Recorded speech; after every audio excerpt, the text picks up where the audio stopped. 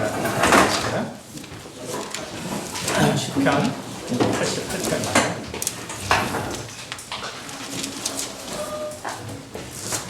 에스라인 에단의 마스기타 고라 자손의 찬송시 곧 에스라인 헤만의 마스길 인도자를 따라 마할랏 르하는 곳에 맞춘 노래라고 되어 있습니다.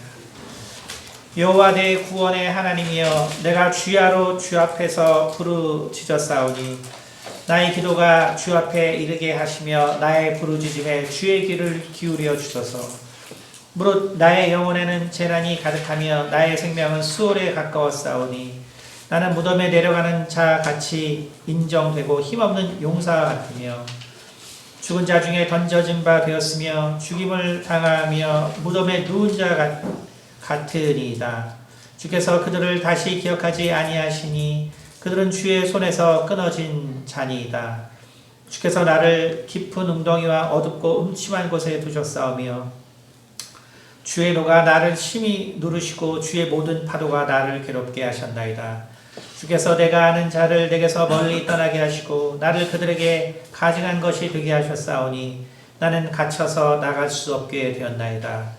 곤란으로 말미암아 내 눈이 쇠었나이다. 여호와여 내가 매일 주를 부르며 주를 향하여 나의 두 손을 들었나이다. 주께서 죽은 자에게 기이한 일을 보이시겠나이까? 유령들이 일어나 주를 찬송하리이까? 주의 인자하심을 무덤에서 주의 성실하심을 멸망 중에 선포하실 수 있으리이까? 흑암 중에서 주의 기적과 이집의 땅에서 주의 공의를 알 수 있으리이까? 여호와여 오직 내가 주께 부르짖었사오니 아침에 나의 기도가 주의 앞에 이르리이다. 여호와여 어찌하여 나의 영혼을 버리시며 어찌하여 주의 얼굴을 내게서 숨기시나이까? 내가 어릴 적부터 고난을 당하여 죽게 되었사오며 주께서 두렵게 하실 때에 당황하였나이다. 주의 진노가 내게 넘치고 주의 두려움이 나를 끊었나이다. 이런 일이 물같이 종일 나를 애우며 함께 나를 둘러싼나이다. 주는 내게서 사랑하는 자와 친구를 멀리 떠나게 하시며 내가 아는 자를 흑암에 두셨나이다. 아멘. 네, 마지막 구절이 이제 영어 성경이나 이제 원문에 보면 어둠만이 나의 벗이 되었나이다 이렇게 되어 있습니다. 그래서 오늘 말씀은 어둠만이 나의 벗이라는 제목으로 하나님 말씀 나누겠습니다. 기도하겠습니다. 은혜가 많으신 아버지 감사합니다. 오늘 말씀을 통하여 또한 주께서 또 우리를 사랑하시는 또 주께서 참으로 우리를 위하여 겪으신 이 고난에 대하여 우리가 깊이 생각할 수 있는 시간이 될 수 있도록 도와주셔서 참으로 우리가 정말 이 고통 중에 있는 사람들의 또한 마음과 또한 그러한 그들의 삶의 의미를 우리가 또한 생각해 볼 수 있는 시간이 될 수 있도록 도와주시옵소서. 오직 한 성령으로 바라고 듣는 시간이 되기를 원합니다. 감사드리며 살아계신 우리 주 예수 그리스도를 받들어 기도드렸습니다. 아멘.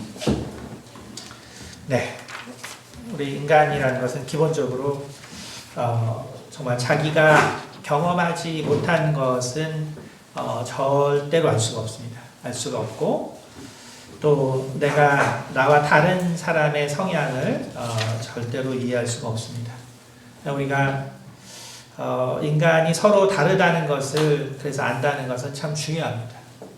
우리가 인간이 기본적으로 다른 성향을 가지고 있다는 것을 아는 것과 인간이 평등하다는 것은 매우 다른 이야기인데 우리가 인간이 평등하다는 어떤 개념 때문에 바로 그 평등이 잘못 이해가 돼서 사실 인간이 다 같은 성향과 마음을 가졌다라고 생각하는 것이 인간의 이제 모든 가장 큰 착각 중에 하나입니다. 우리가 서로를 이해하지 못하는 것은 바로 우리가 서로 다른 성향의 사람이라는 것들을 우리가 생각하지 못하기 때문에 그러한 일이 발생을 합니다. 우리가 기본적으로 여자 남자만 해도 엄청나게 무지하게 다르죠. 그렇죠? 우리가 그런데 어떤 권리에 있어서의 평등함과 권리에 있어서의 평등함이 그렇다고 성향의 같음까지 이야기하는 것은 전혀 아니죠. 아까도 보면은 사모님이 이제 루미를 안고 있는데 그 성경을 이제 그 봉독하고 교동문을 읽어주는 거를 우리 선우가 옆에서 이렇게 책을 열심히 보여주더라고요. 윤섭이는 헌이랑 장난치다가 정신이 없습니다. 결국 이게 뭐냐면 남자와 여자는 본질적으로 성향이 다르죠. 성향이 다릅니다. 이거 자꾸 교육을 그렇게 안 했기 때문에 그렇게 이렇게 됐다 이렇게 얘기하시면 안 됩니다. 아무리 공정하게 교육을 해도 기본 성향이 우리가 다를 수밖에 없다는 것을 우리가 인정하지 않으면 그런 뭐 이제 정말 분쟁 외에는 사실 있을 수가 없겠죠. 어제 어떤 프로그램에 보니까 어떤 그 아저씨가 여기 어떤 이제 그 성장한 두 딸의 아버지가 근육통으로 이제 병원에 갔는데 그런데 이제 그 결국 주사 맞은 게 이제 아나필락시스가 와가지고 그래서 이제 그 해독제를 맞아야 되는데 그게 이제 잘못돼가지고 결국은 이제 뇌사 상태가 되고 그래서 뇌사 상태에 있다가 얼마 안 돼서 이제 돌아가시니까 어머니가 거기에 충격을 받아서 며칠 있다 자살을 하고 그러니까 그 딸 둘은 정말 이것에 대해서 너무나 이제 억울해서 그때 어떻게 처방을 했냐 그걸 갖다가 딸 하나는 또 간호사에서 그걸 갖다가 이제 항의를 했더니 거기 이제 그 병원에 있던 환자들이 우리 진료 받아야 되는데 왜 이렇게 시끄럽게 그냥 빨리 나가라고. 그리고 이게 뭐냐면 이게 우리가 이제 서로 다른 입장이 되면 우리는 진짜 서로를 이해할 수가 없는 거예요. 조금만 입장이 바뀌면 우리는 서로를 전혀 이해할 수 없는 것이 바로 우리 인간의 삶이고 또 인간의 모습입니다. 오늘 시편 88편은 우리가 이제 신학적으로는 시편의 애가다라고 부르죠. Lamentation of the Psalm인데, 그러니까 우리가 150편의 시편이 있지만 그 중에서도 가장 슬픈 시편이다 라고 말하는 것이 바로 이 시편 88편입니다. 근데 이제 이 시편 88편을 근데 누가 썼냐면은 헤만이 썼거든요. 에스라인 헤만이 썼는데 시편에 이게 나와 있으니까 그렇죠? 이 나와 있으니까 이 헤만은 결국은 아주 유명한 사람일 수밖에 없는 거죠. 그렇죠? 그러니까 헤만은 우리가 성경을 보면은 이제 둘 중에 이제 하나인데 한번 우리가 열왕기상 4장에 보면 열왕기상 4장에 보면은 여기 이런 말이 있습니다. 30절에 솔로몬의 지혜가 30절에 동쪽 모든 사람의 지혜와 애굽의 모든 지혜보다 뛰어난지라 그는 모든 사람보다 지혜로워서 예스라 사람 에단과 마올의 아들 헤만과 갈골과 다르다보다 나으므로 그의 이름이 사방 모든 나라에 들렸더라. 그러니까 이제 하나는 뭐냐면 솔로몬과 비길 만큼 지혜로웠던 이제 그 네 명이 있는데 그 중에 한 명이 이제 헤만이 있습니다. 세 명이 있는데 그 중에 하나가 마올의 아들 헤만이 있어요. 그러니까 결국은 헤만이라는 사람은 첫 번째는 아주 지혜가 출중한 사람이었을 확률이 있다. 그 다음에는 이제 역대상 25장에 가면 역대상 25장에 가면은 또 25장 4절에 이렇게 되어 있습니다. 헤만에게 이르러는 그의 아들들 여기 이제 그 찬양을 하는 분들이에요. 그래서 25장 보면 1절 보면 다윗이 군대 지휘관들과 더불어 아삽과 헤만과 여두둔의 자손. 그래서 우리가 이제 여기 헤만을 잘 알죠. 근데 이 헤만은 4절에 보니까 쭉 아들들이 쭉 있는데 5절에 이는 다 헤만의 아들들이니 나팔을 부는 자들이며 헤만은 하나님의 말씀을 가진 왕의 선견자라. 하나님이 헤만에게 14아들과 3딸을 주셨더라. 자, 그러니까 이걸 보니까 헤만이라는 인물은 이게 이제 누군지는 정확하게 지금은 알 수 없기 때문에 그렇지만 그러나 이제 우리가 성경상을 보면은 이 둘 중에 한 명일 확률이 크다. 그래서 만약에 이제 앞에 그 솔로몬과 같이 엄청나게 지혜가 뛰어난 사람이든 혹은 다윗의 정말 그 찬양을 이끌었던 그 헤만이라면 바로 14 아들과 3 딸을 주었을 것이다. 그렇죠? 그러니까 결국은 헤만이라는 사람을 우리가 오늘날로 좀 쉽게 비유하면은 우리가 이제 그 제갈공명이 있죠. 제갈공명. 그 제갈공명이 있는데 진짜 제갈공명이 있었냐? 라고 할 때 실은 이 사마중이 이 책을 쓸 때 그 당시 명나라를 결국 세울 때 공을 세운 유기라는 사람이 있어요. 유배곤을. 근데 실은 이제 유배곤이라는 사람이 명나라를 세운 이 모사니까 사실 유배곤의 그 인생을 보면은 그 제갈량과 되게 비슷한 면이 많습니다. 그래서 이 삼국지를 쓸 때 결국은 유배곤을 모델로 제갈량을 썼을 것이다. 이렇게 이제 추론을 많이 하거든요. 그러니까 이걸 우리가 생각해 보면 만약에 이제 이 헤만이 14 아들과 3 딸이 있는 사람이었다. 그러면 이게 무슨 얘기냐면 욥이 결국은 10 아들과 그 3 딸이 있었잖아요. 그렇죠? 그러니까 결국은 이게 무슨 얘기냐면 만약에 이 욥기가 누가 기술했는지 모르지만 만약에 기술을 진짜로 언젠가 했다면 이 헤만을 모델로 해서 썼을 확률이 있다는 거예요. 그러니까 헤만이라는 사람이 아주 그 지혜로운 자였거나 아니면 정말로 하나님을 열심히 찬양했던 이 사람인데 만약에 이것을 썼다면 헤만에게 있던 그 모든 아들들이 욥이 경험했던 그러한 그 죽음을 경험했을 확률이 되게 높다는 거죠. 그러니까 결국 우리가 헤만이라는 정말 이 사람이 이 시편에 기록된 그 다음에 이것은 정말 그 당시에 이 신앙을 정말 귀하게 생각하는 사람들이 이걸 골랐기 때문에 이것이 아주 분명히 하나님을 찬양한 시로 골라졌을 텐데, 그쵸?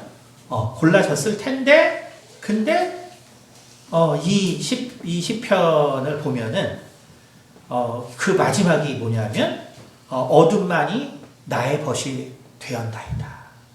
이거예요. 그러니까 다른 시편들은 결국 정말 그 하나님이 뭔가 그 솔루션을 제공해 주거든요.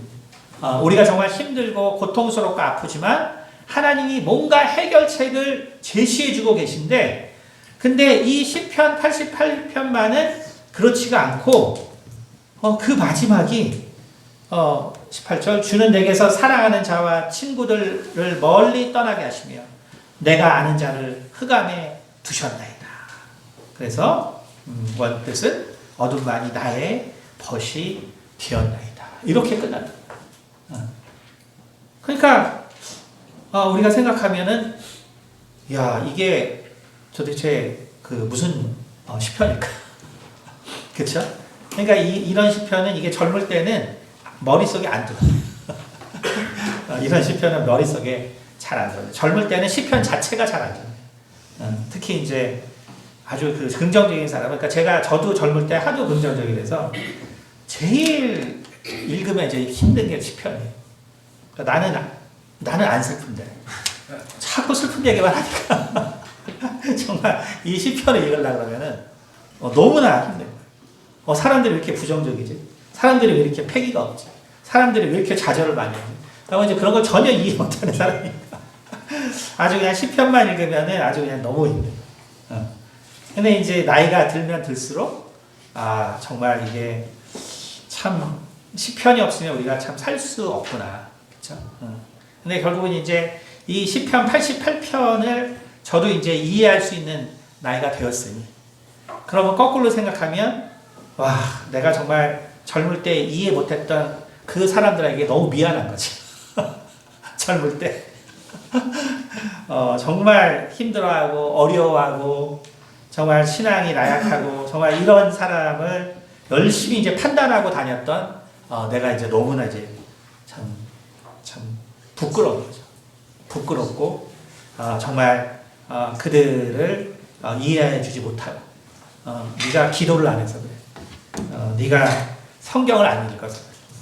네가 뭘 안 해서 그래. 맨날 뭘 안 해서 그렇다고 엄청나게 이제 부담만 쫙 주고 이제 그랬던 저를 이렇게 생각하게 되는 것이죠. 우리가 이 성경을 보면 그렇다면 그것이 정말 기도를 안 해서 그런가? 그것이 정말 말씀을 안 봐서 그런가?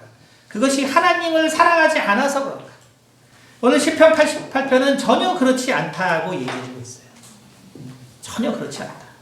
왜냐하면 88편 1절에 보려면 여호와 내 구원의 하나님 내가 주야로 주 앞에 부르짖었으니 나의 기도가 주 앞에 이르게 하시며 나의 부르짖음에 주의 귀를 기울여 주소서. 그렇죠? 그러니까 이 사람은 정말 그 하나님의 응답을 너무나 많이 경험했던 자라는 걸 알 수 있어요. 너무나 많이 하나님으로부터 오는 응답을 경험한 자라는 걸 알 수 있습니다. 그런데 이제 우리의 인생이라는 것이 우리가 원하는 대로 되는 것이 아니죠. 우리의 인생이 원하는 대로 진행되지 않고 그리고 만일 정말 이 사람이 욥처럼 자신의 자녀들을 잃기 시작했다면 그 고통이라는 것이 얼마나 크겠고 또 내가 정말 하나님을 믿는다는 것이 과연 무슨 의미일까? 내가 정말 이 열 아들과 만약에 여기 열네 아들이죠. 열네 아들과 이 세 딸을 내가 잃어가는 그 과정을 통해서 나는 과연 하나님을 내가 정말 뭐라고 내가 정말 이해를 해야 될까? 그러니까 너무나 많은 고통이 그에게서 다가온단 말이에요. 그럼에도 뭐라 그랬냐면 여호와 내 구원의 하나님이여 내가 주야로 주 앞에 부르짖었어요. 나의 기도가 주 앞에 이르게 하시며 나의 부르짖음에 주의 귀를 기울여 주소서. 자, 그래서 이렇게 사실은 이 시편 기자는 너무나 열심히 하나님을 정말 하나님께 기도하고 또 하나님이 어떤 분이신가를 알기 때문에 끊임없이 하나님 앞에 간구했단 말이에요. 끊임없이. 근데 아무리 끊임없이 기도해도 이 시편 기자의 인생은 욥처럼 사실은 더욱더 비참한 일들이 계속적으로 진행됩니다. 그러니까 결국 뭐라 했어요? 무릇 나의 영혼에는 재난이 가득하니 나의 생명은 수월에 가까웠사오니 나는 무덤에 내려가는 자같이 인정되고 힘없는 용사와 같으며 죽은 자 중에 던져진 바 되었으며 죽임을 당하여 무덤에 누운 자 같으니라.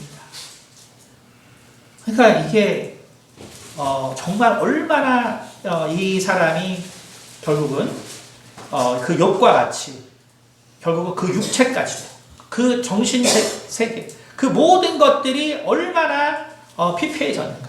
그러니까 도대체 이제 이런 고백이 나오려 그러면 결국 얼마나 결국 피폐해져야 과연 이러한 고백이 나올 것인가.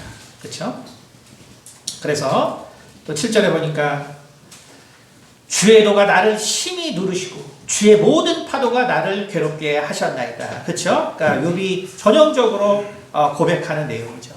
내가 정말 내가 뭔데 주님 하나님께서 나를 이렇게 끝까지 나를 갖다 압제하시고 끝까지 나를 고통 가운데 두시다. 욥의 고백이 있었잖아요. 다 8절에 바로 주께서 내가 아는 자를 내게서 멀리 떠나게 하시고 나를 그들에게 가증한 것이 되게 하셨사오니 나는 갇혀서 나갈 수 없게 되었나이다. 그렇죠? 곤란으로 말미암아 내 눈이 쇠였나이다. 여호와여 내가 매일 주를 부르며 주를 찬양하며 나의 두 손을 들었나이다. 근데 뭐냐 하면 계속적으로 내게에서 가까운 자들을 하나님께서 내게 멀리 떠나게 하시고 그래서 내가 정말 볼 수 없게 하시고 그리고 그런 일들이 반복됨으로써 바로 내가 가증한 자가 되었다는 거예요. 그건 무슨 말입니까? 내 아들이 하나가 죽었습니다. 둘이 죽어서 셋이 이어서 다 죽어갑니다. 그렇다면 지금 성전에서 내가 찬양을 하는 자인데 정말 남들이 보기에도 이상한 재앙이 계속 다가오는 거잖아요. 그러면 사람들이 뭐라고 생각하겠어요? 아, 저 사람이 저렇게 앞에서 찬양은 잘하지만 실은 엄청난 범죄를 저지르다. 우리가 알지 못하는 정말 그러한 잘못이 저에게 있나 보다. 아, 저렇게 외식하는 사람은 피해야겠다. 이것이 이제 인간의 마음이라는 거예요. 인간의 마음. 그러니까 결국 12절에 흑암 중에서 주의 기적과 이짐의 땅에서 주의 공의를 알 수 있으리까. 그렇죠? 그리고 15절에 그러니까 이제 내가 어릴 적부터 고난을 당하여 죽게 되었사오며 주께서 두렵게 하실 때에 당황하였나이다. 그렇죠? 그러니까 이게 뭐예요? 분명히 이 사람이 레위 자손인지는 모르겠지만 찬양을 담당했으니까 그런 확률이 높겠죠. 그러면 그 중에서도 누가 그렇게 하나님을 열심히 찬양하겠어요? 당연히 옛날이나 지금이나 똑같죠. 고난을 많은 사람이 하나님을 찬양하겠죠. 그렇죠? 고통을 많이 받은 사람이 결국은 하나님을 만날 확률이 높으니까. 그렇죠? 그러니까 그렇게 해서 정말 찬양 인도자가 되고 그렇게 해서 정말 많은 자녀까지 얻는 복을 얻었는데 그것이 정말 하나하나씩 다 정말 없는 것처럼 되어버리고 고난과 재앙으로 다가올 때 그때 결국은 이제 15절 같은 고백이 되는 거죠. 결국은 욥이 내 태를 정말 내 어머니가 나를 임신하던 날이 없어졌다면 그날의 밤이 오지 않았다면 그러니까 과거를 이제 다 부인하게 되는 거죠. 15절에 내가 어릴 적부터 고난을 당하여 죽게 되었다면 사실 고난 당해서 죽게 됐기 때문에 사실은 하나님을 만난 거거든요. 근데 이제는 내 모든 것들이 다 쓸모없게 됐기 때문에 욥과 같은 고백이 나오는 거예요. 그래서 16절 주의 진노가 내게 넘치고 주의 두려움이 나를 끊었나이다. 이런 일이 물같이 종일 나를 애우며 함께 나를 둘러싼나이다. 주는 내게서 사랑하는 자와 친구를 멀리 떠나게 하시니 그래서 이제 어둠만이 나의 벗이 되었나이다. 이렇게 끝나는 겁니다. 더구나 우울하죠. 그렇죠. 그러니까 정말 이렇게 정말 우울한 시편이 시편 중에 있고 그래서 시편의 애가라고 불리우는 것이 시편 88편입니다. 그러니까 우리가 이 시편을 통해서 알 수 있는 건 뭐냐면 이 시편을 통해서 알 수 있는 것은 우리의 이러한 고통과 고난은 우리의 결국 믿음과 관계가 없다는 거예요. 그러니까 우리가 제일 많이 실수하는 것이 뭐냐면 결국 우울하고 힘든 사람들을 볼 때 저 사람이 신앙이 없다. 저 사람이 뭔가 믿음이 잘못됐다. 저 사람에게 무슨 큰 문제가 있을 거다. 이것이 우리가 얼마나 잘못된 생각인가를 시편 88편은 보여주고 있어요. 그러니까 정말 헤만이라는 사람이 이 사람이 어쨌든 A인지 B인지는 모르지만 그가 지혜가 있었다라고 했을지라도 어떤 큰 말 못할 고통이 그 인생 가운데 있었던 것이고 또 정말 찬양을 인도하던 그라고 하더라도 정말 이 욥과 같은 엄청난 큰 고통이 있었다는 거예요.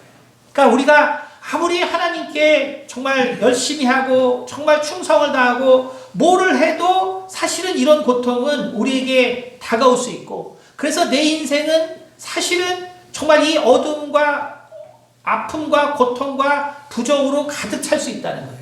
근데 우리가 그걸 가지고 너 신앙이 없어라고 말하면 안 된다는 거예요. 너 신앙이 잘못됐어라고 말하면 안 된다는 거예요. 우리가 그것을 알 수 없다는 거예요. 그것을 알 수 없다는 거예요. 우리는 그런 접근을 해서는 안 된다고 성경이 말해주고 있는 거예요. 그것이 아니라 이 사람이 왜 이렇게 됐나를 성경은 이해하고 그것을 우리가 묵상해보라 라고 하는 것입니다. 오늘 이 성경을 보면 결국은 우리가 억울함이라는 게 있죠. 우리 인생은 결국 억울함이라는 게 있어요. 그러니까 우리가 이제 심적으로 힘들고 어려운 사람들을 상담해 보면 결국 이 사람들에게는 어떤 마음이 가득 차 있냐면 억울함이라는 마음이 가득 차 있습니다. 억울함. 근데 이 억울함이라는 말이 되게 특이한 말이에요. 그러니까 우리나라 말은 이 억울함이라는 말이 진짜 억울한 말이에요. 이게 무슨 말이냐면 이 억울함이 이제 그래서 영어로 뭔가 이제 이게 얘기해 보면 우리나라 말 같은 억울함이라는 말이 없어요. 그러니까 그러면 이제 외국 사람들은 이 억울함이 뭐냐면 이 많이 쓰는 게 우리 간사님께 물어보니까 그러니까 wronged라고 하더라고요. wronged. 그러니까 wrong은 잘못된 거잖아요. 그러니까 wronged니까 뭐냐면 내가 잘못을 당한 거죠. 내가 피해를 당한 사람이 된 거죠. 그렇죠? 그래서 다른 말로는 unfair 혹은 unjust 라고 하든지 아니면 나 억울해하면 거꾸로 I'm 100% innocent 이렇게 이제 표현을 한다고 하더라고요. 그러니까 그게 뭐냐면 우리나라의 억울함이란 단어는 진짜 억울한 단어구나. 결국 서구는 뭐냐면 억울한 게 뭐냐면 나는 분명히 잘못을 당했다는 거예요. 나는 피해자다. 그러니까 억울하다는 말의 원뜻은 나는 피해자라는 말인 거예요. 그래서 나는 정말 다 맞았다는 말이에요. 그게 억울함이에요. 그러니까 우리나라 말하는 억울함하고 다르죠. 우리나라의 억울함은 진짜 억울한 거예요. 뭔지 모르겠는데 되게 억울한 거예요. 이게 진짜 내가 피해를 당한 것 같기도 한데 그걸 어떻게 정말 증명을 할 수는 없고 그러니까 그게 진짜 억울한 단어죠. 그렇죠? 그러니까 결국 뭐냐면은 이 성경을 우리가 참 보면은 결국 우리는 왜 이렇게 어렵고 힘든 힘든 삶이 우리 가운데 자리하게 되냐면 사실은 이 억울한 일인데 사실은 그것이 뭐냐면 내가 당한 부당한 고통이라는 것을 사실은 의미한다는 것이죠. 그런데 우리가 계속 얘기를 하고 있지만 그런데 정말 선하고 정말 그것이 착한 사람들은요. 진짜 그게 내가 부당하게 사실은 대우받은 건데 그게 이제 부당한 게 되는 게 아니라 이제 억울하게 되는 거예요. 그러니까 뭐냐면 내가 진짜 부당한 대우를 받았다라는 생각을 못 한다는 거죠. 실은 내가 부당한 생각을 받았어. 그러니까 우리가 긍정적인 사람은 어떻습니까?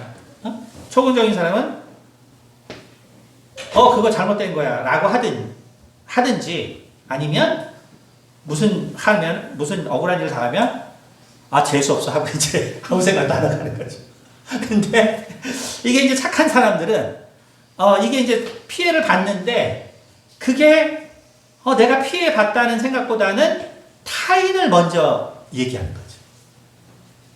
그러니까 이제 제가 이제 이런 화법에 이제 정말 이게 제가 정말 집중적으로 이제 우리 교회에서 제가 이런 사역을 하다 보니까 예를 들면 그 화법의 대표적인 이제 아드님이 있어요. 그렇죠?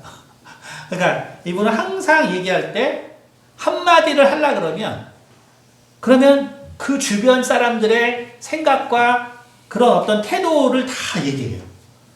그러니까 한마디를 그냥 하면 되는데 그게 아니라 저 사람은 어떻게 생각했을 것이고 그래서 이제 내가 뭔가 겪은 걸 한마디 얘기하는데 주변 사람들이 어떻게 이런 상황으로 느꼈을 것이다 라고 생각하면서 이제 그 다음 얘기를 진행해요. 그러니까 이제 얘기가 엄청나게 길어지는 거예요. 그러니까 결국 뭐냐면 우리가 정신적으로 힘들어지는 사람들을 보면 그 사람들의 마음에는 실은 정말 타인을 배려하는 마음이 있다 보니까 그러니까 진짜 이제 억울함이 생기는 거예요. 억울함이. 그게 내가 피해 본 건데 실은 그게 아니라 억울한 게 진짜 돼버린 거죠. 그러니까 정말 어디서 호소할 수도 없는 그런 상황이 된 것입니다. 여러분 근데 억울한 것이라는 것이 왜 중요한가를 그러나 우리는 사실 성경의 정말 이 이 하나님의 이 전체적인 경륜의 과정에서 인간의 억울함이라는 것이 하지만 중요하다는 것을 우리는 사실은 이해를 해야 합니다. 다시 말하면 우리가 억울해하는 사람이 없다면 무슨 일이 사실 거꾸로 생기냐면 하나님의 쉽게 말해서 예수님의 재림이 없는 거예요. 그러니까 이 세상에서 억울하다라고 하는 사람이 없으면 하나님의 공의의 심판의 날이 없는 거예요, 사실은. 그러니까 다시 말하면 아주 긍정적인 사람만이 모인 세상이면요, 하나님의 어떤 도움과 심판이라는 것이 오지 않아요. 이게 무슨 얘기냐면, 우리가 그냥 한번 출애굽기 가보면, 출애굽기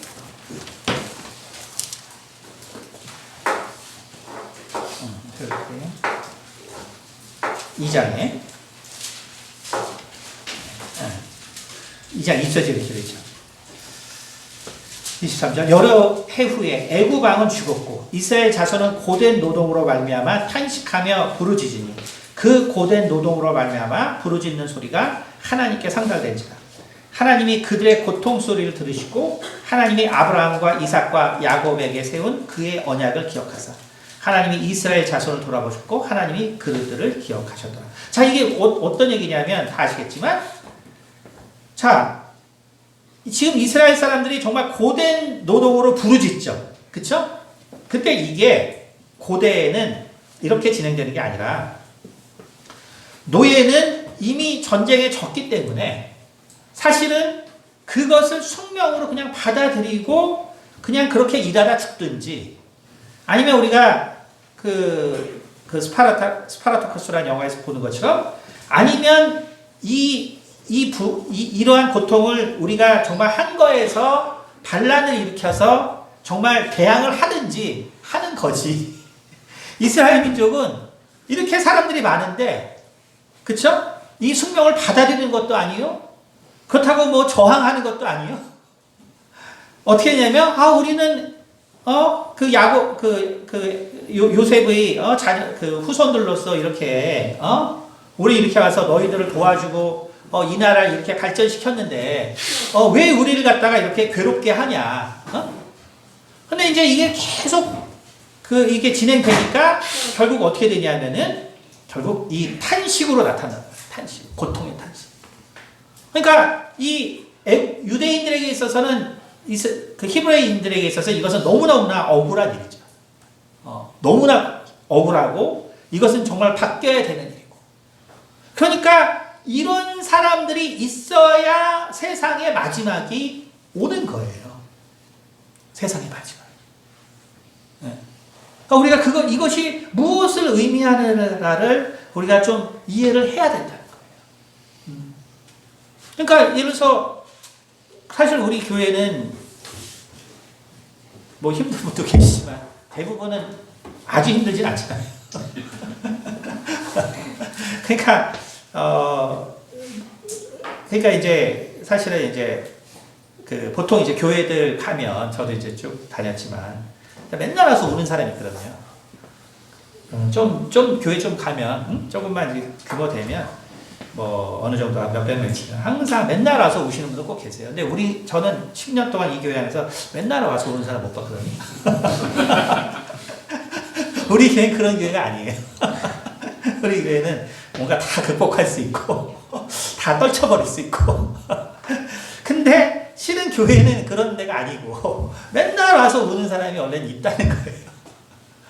그러니까 맨날 와서 우는 사람이 있어야 정말 하나님의 역사가 원래 있는 거예요. 하나님의 정말 심판이 있는 것이고 정말 하나님의 정말 그 놀라운 임재가 사실 있는 거예요. 그러니까 우리는 근데 우리가 어때요? 이런 부분을 우리가 잘못 이해하면 저 사람은 왜 이렇게 맨날 와서 우냐? 저 정도 기도했으면 벌써 하나님이 응답해 줬을 텐데 저 사람 뭔가 잘못하고 있을까? 그러니까 이 생각이 우리가 먼저 드는 거죠. 그런 게 아니라는 거죠. 그런 게 아니라는 거예요. 오늘 그렇다면은 하나님이 정말 이 시편을 이 시편을 정말 이대로 놔두셨다면 그것의 가장 큰 이유는 뭘까? 물론 뭐 이런 걸 생각하는 것 자체가 이 초긍정인들이 하는 일이긴 하지만 우리가 정말 하나님이 정말 이 시편을 나누셨다면은 과연 무엇 때문에 놔두셨을까? 몇 가지 이유가 있겠지만 가장 중요한 것은 뭐냐면 오늘 88절 1절인 것처럼 여호와 내 구원의 하나님이여 내가 주야로 주 앞에서 부르짖나이다 이거예요. 근데 이 부르짖었나이다 이게 사실은 어떤 그 히브리 말이냐면 내가 기쁨으로 소리쳤다는 말에 쓰는 말이에요. 그러니까 내가 기쁨으로 소리쳤다랄 때 쓰는 말을 내가 통곡으로 소리쳤다라는 말입니다. 그러니까 우리가 정말 기쁨으로 환희하는 그 기쁨의 부르짖음처럼 내가 주야로 하나님께 부르짖었다는 거예요. 내가 주야로 하나님께 그러한 그 크기와 그 힘으로 내가 하나님 앞에 부르짖었습니다. 그렇게 내가 부르짖었는데 그 결론은 뭐예요? 주님 왜 나를 이렇게 만드셨어요? 주님 왜 도대체 나를 이 처지로 두셨어요? 항상 끝은 그거예요. 항상 끝은 그런데 또 이 사람은 부르짖어요. 근데 그러고 나면 또 결과는 뭐냐면 나는 고통스럽고 나는 괴롭습니다. 내 일은 하나도 바뀌지 않았습니다. 이거예요. 결국 하나님이 원하신 건 뭐냐면 그래서 정말 하나님이 사울에게 말했을 때 정말 그가 정말 제사장이 지내야 될 제사를 그가 대신했을 때 결국 하나님이 말씀하신 것은 순종이 제사보다 낫다라고 했어요. 순종이 제사보다 낫다. 그러니까 여러분 하나님이 원하시는 것은 이럼에도 불구하고 기도하시는 분들이에요. 여러분 그것을 우리가 잘 이해하시기 바랍니다.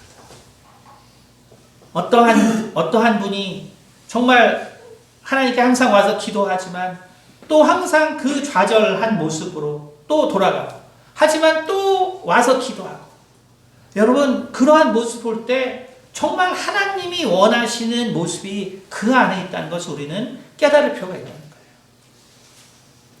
그 반대로 우리가 한 생각이 났어요.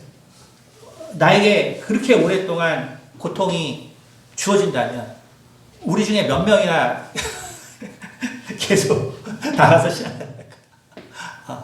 정말 나에게 끊임없는 내 아들 하나씩 14이 다 죽고 이제 딸 셋까지 다 죽는 그 일이 나에게 내 인생에 계속적으로 반복된다면 과연 이걸 견뎌낼 수 있을까? 과연 그것을 내가 정말 참아낼 수 있을까? 과연.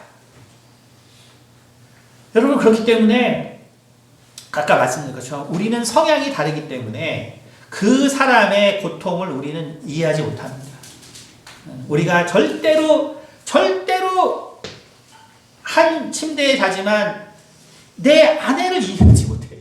한 침대에 자지만 내 남편을 이해하지 못해요.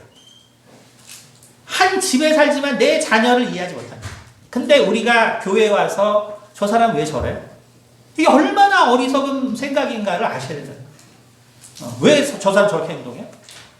얼마나 그것이 어리석은 생각인가를 우리는 알아야 하는 것입니다. 중요한 것은 성경은 그것이 아니라 그럼에도 불구하고 그 사람이 교회에 나와서 하나님께 기도한다.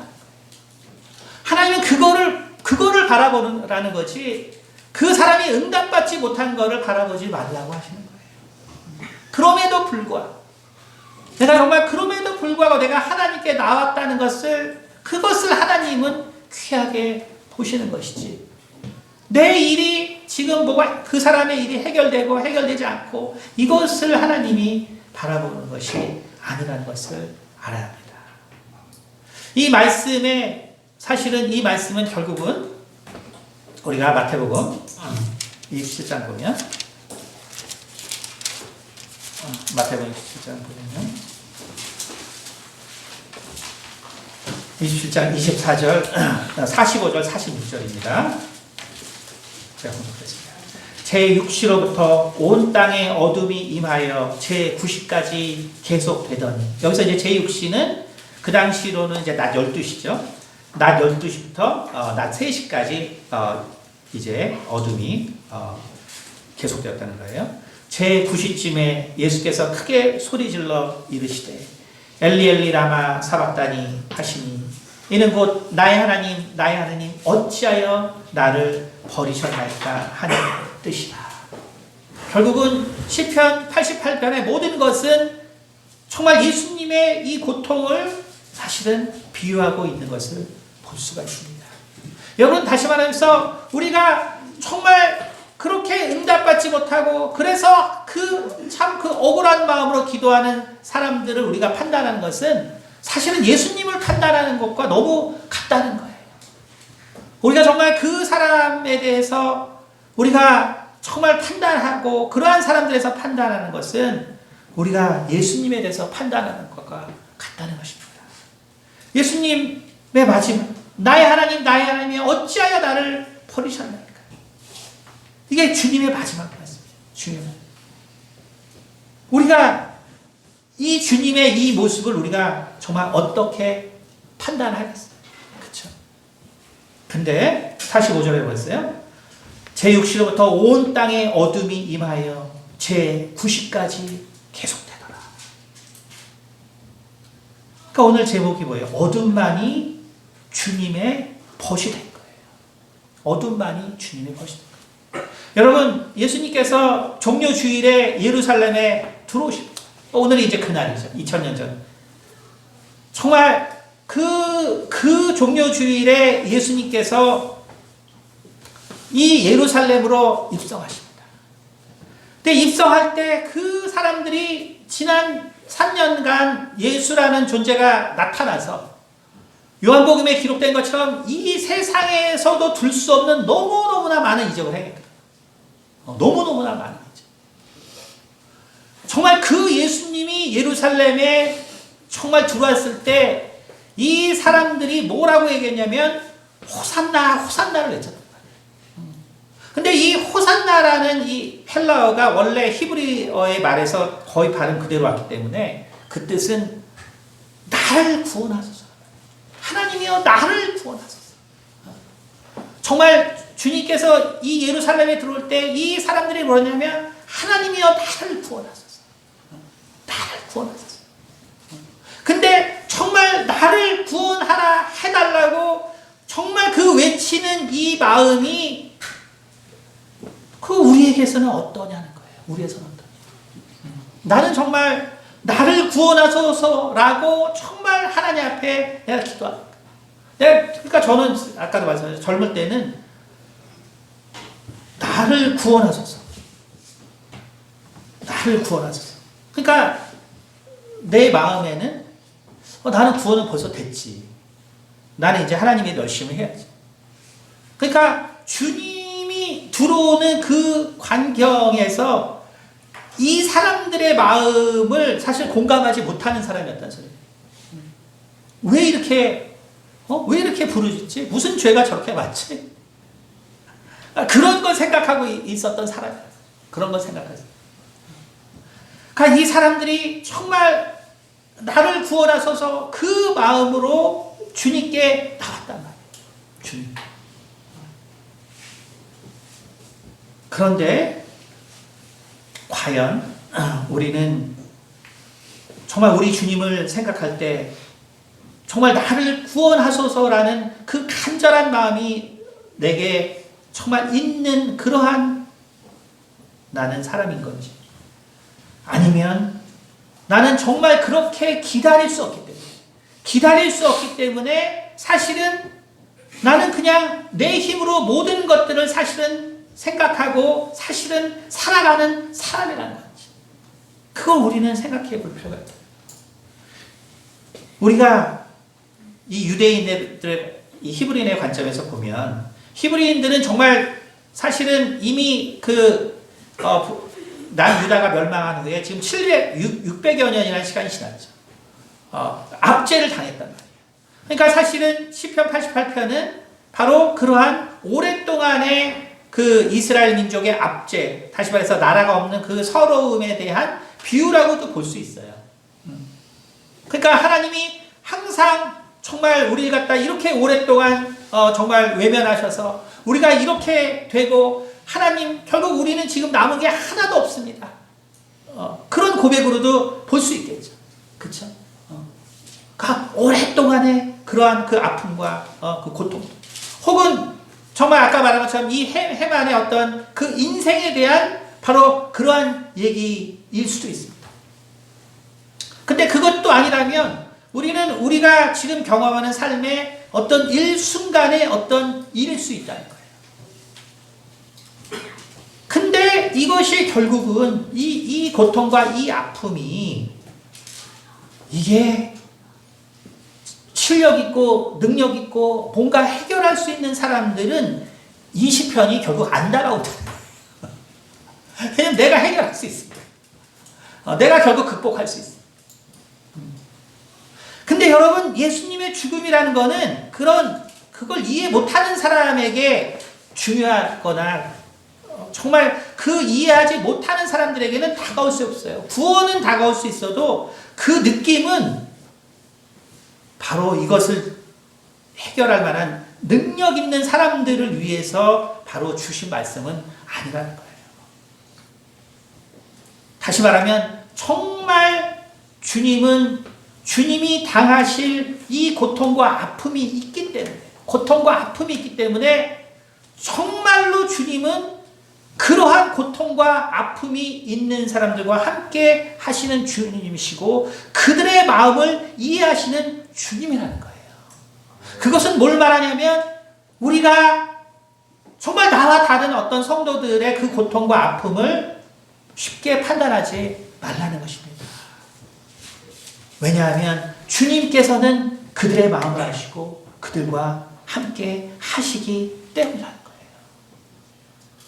오늘 주님께서 주여 나의 하나님 나의 하나님 어찌하여 나를 버리셨나이까 라고 이렇게 외치고 계실 때 여러분, 내가 과연 주님의 마음을 공감하지 못한다면 내가 정말 이 장면을 바라볼 수 있을까? 한번 생각해 보세요. 과연 주님께서 이 말씀을 하시는 이 순간에 내가 정말 너무너무나 초긍정적인 사람이라면 우리는 어떻게 봐?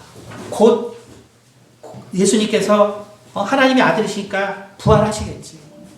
저 모습은 잠깐 예수님이 고통을 받으시는 거지만 그러나 이제 하나님이 승리하실 거기 때문에 정말 저렇게 고통스러워 하시겠지만 이제 곧 괜찮아질 거야.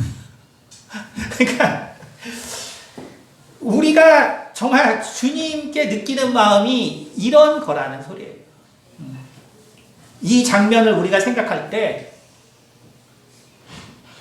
결국 왜 어두움만이 나의 것이 될 수밖에 없는가? 왜냐하면 너무 밝은 사람들은 그 공감을 못 해주기 때문에 너무 밝은 사람들은 결국은 그 어둡고 힘들고 정말 이러한 사람들을 공감해주지 못하기 때문에 그런 것입니다. 여러분, 그래서 이 주님의 죽음의 이 현장에 내가 있다고 생각해보세요. 나는 정말 얼만큼 주님을 공감할 수 있어요. 그러니까 결국은 이 세상에 누구도 주님을 공감할 수는 없는 거죠. 그렇기 때문에 바로 어두움만이 주님의 벗이 되는 것입니다. 여기서 어둠이라는 것은 악한 것을 말하는 것이 아니에요.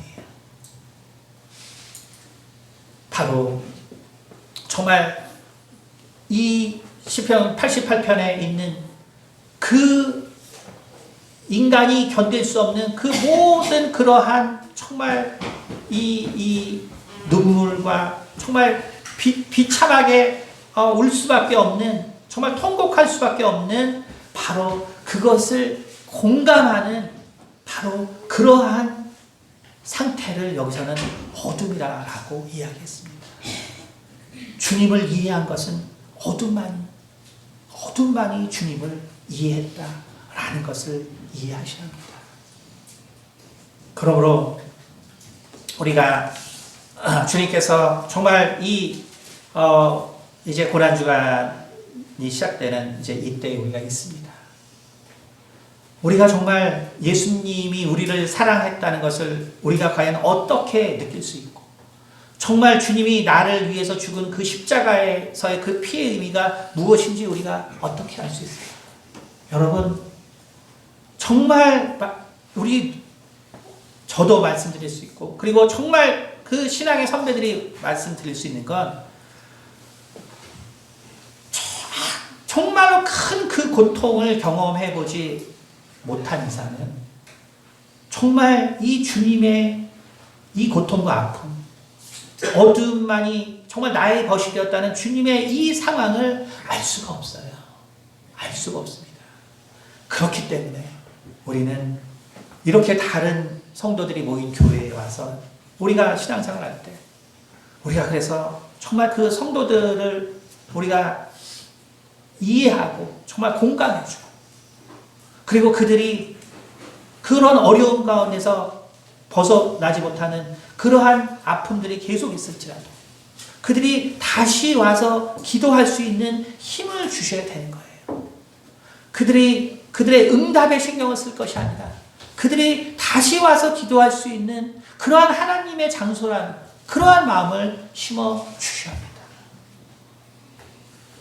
우리 이영조 목사님이 얼마 전에 물어보시더라고요. 우리 가끔씩 오시는 그분이 계시잖아요. 그래서 우리 박정희 대통령의 숨은 딸이라고 하시는 그분이 가끔씩 오시는. 그래서 이제 저분은 이제 어떤 분이시냐고 물어보세요. 그래서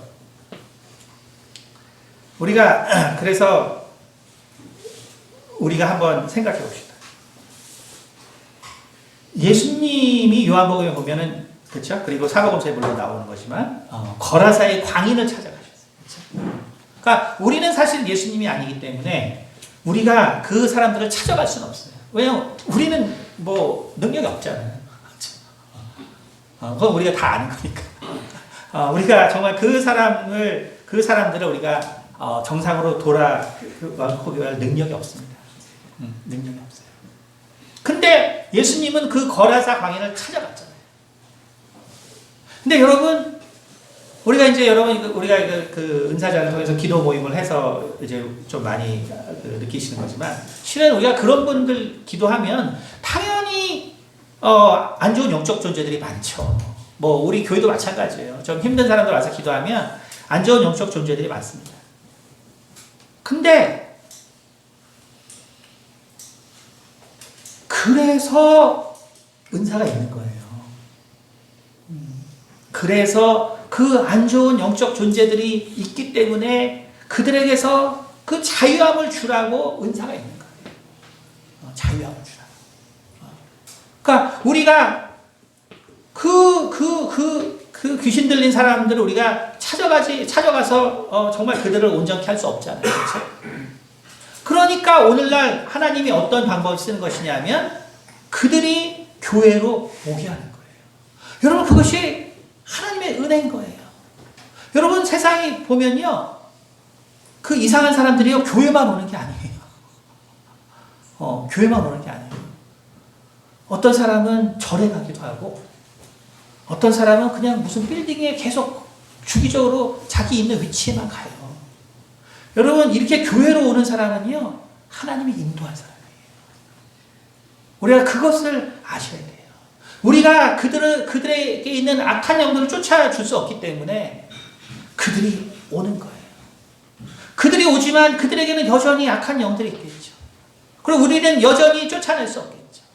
하지만 하나님의 권능이 있는 이 교회의 성전에 오기 때문에 정말 그들이 그 죽음을 맞는 순간에는 이 주님의 그 전에서의 그 경험을 통해서 그들의 악한 영들은 그 육체에서 떠나고, 그리고 그들은 그때 구원을 받을 수 있는 것입니다. 여러분, 우리는 하나님이 정말 모든 자들을 구원하시기를 원하신다는 그 뜻이 무엇이고 그 마음이 무엇인가를 아셔야 돼요. 그러므로 우리는 정말 오늘 주님처럼 우리 주변에 보다 보면 이 어둠만이 나의 벗이 된 이러한 분들이 계십니다. 우리가 그들에게 해줄 수 있는 것은 뭐냐 하면 다른 것이 아니라 그들이 응답을 받지 못했을지라도 다시 와서 정말 기도할 수 있는 그러한 환경을 만들어주는 것. 그것이 바로 우리가 해야 되는 일이고 그것이 바로 주님께서 우리 가운데 맡기신 일이라는 것을 잘 기억하셔서 오늘 주님께서 나를 위해서 정말 십자가에서 그 피를 흘려주셨다는 것이 무엇인가를 우리가 그나마 조금 이해할 수 있는 길인 것입니다. 기도하겠습니다. 은혜가 많으신 아버지 감사합니다. 참으로 우리는 이러한 고통 가운데 있지 않아서 우리가 정말 온전한 정신으로 아버지 참으로 또 주의 은혜와 또 주께서 주시는 사명 가운데 또 주께서 주신 분기 가운데 아버지 우리는 자랑할 것도 있고 아버지 우리는 내세울 것도 있고 아버지 우리는 그러한 것들이 많이 있습니다. 하지만 우리가 정말 그 마음만 가지고는 주님의 이 죽음을 이해할 수가 없고 주께서 흘리신 그 피를 아버지 우리가 아버지 이해할 수 없습니다. 하지만 이렇게 울부짖는 자들이 있어야 정말 주께서 재림하신다는 사실을 우리가 다시 한번 기억하게 도와주시고 정말 그들의 울부짖음이 정말 하나님의 그 귀에 들려 아버지 이 세상에 마지막 날이 있다는 것을 아버지 우리가 깨닫게 도와주시고 그러므로 정말 이 어둠만이 벗이 된 자들이 참으로 좌절하지 아니하고 정말 주께 순종하여서 매일 다시 기도할 수 있도록 아버지여 참 우리가 도와줄 수 있는 그러한 교회가 될 수 있도록 도와주시옵소서. 감사드리며 살아계신 우리 주 예수 그리스도를 받들어 기도드렸습니다.